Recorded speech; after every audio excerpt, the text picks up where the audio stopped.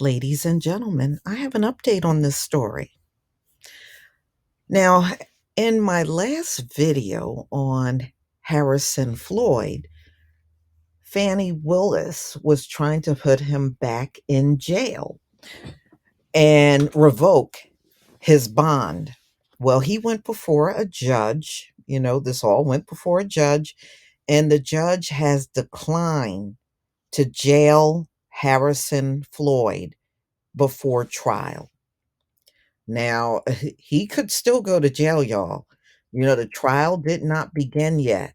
So he can still end up behind bars. So, as if you watch my last video on Harrison Floyd, then you would have known that the prosecutor wanted the bail revoked for Harrison Floyd, the ex head of Black Voices for Trump, over his social media posts. But Judge Scott McAfee ruled that Mr. Floyd did technically violate his bond, but said the deal should be modified. Mr. Floyd and the ex US president were among 19 who were charged in this case. On Tuesday, Fulton County Judge Scott McAfee said that Mr. Floyd's bond agreement should be updated to reflect the nuisance of social media. I think the ultimate result of today's hearing is that it is very clear to me that this bond needs to be modified, he said. Lawyers for Mr. Floyd, 39, argued that prosecutors were trying to silence his freedom of speech.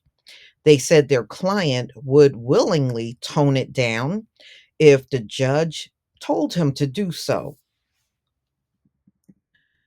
So he was initially jailed following the arrest back in August, and he was released 5 days later, and that's when the judge granted him bond. And what happened was he had a chance to make a deal regarding his bond with Fannie Willis prior to the trial, his court date back in August, and he didn't do it.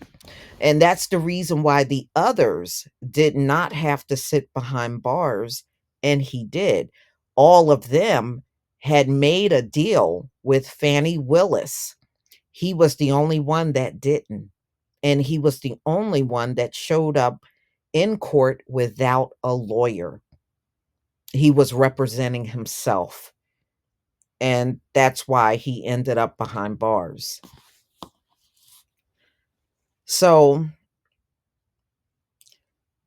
what happened was the Fulton County District Attorney, Fannie Willis, a Democrat, personally argued in court on Tuesday that Mr. Floyd's tweets were disgusting, a violation of the bail bond, and that he should be sent back to jail. It is unfair to those witnesses, Ms. Willis said, and there are real consequences for allowing defendants to intimidate witnesses.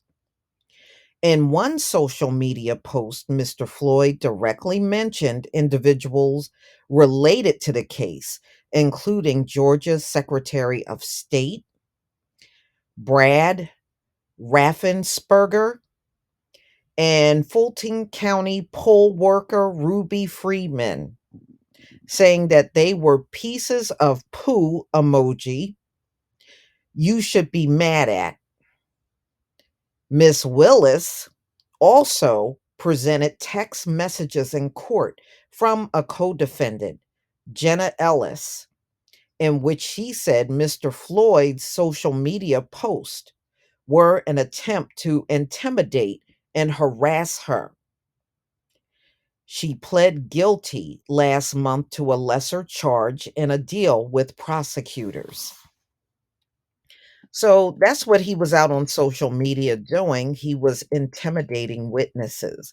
And that's why Fannie Willis decided to go before the judge to see if his bail bond can be revoked, which means he would go back to jail and not have access to social media prior to the trial. Now, just from me reading this, the judge is telling them to modify his bail bond agreement.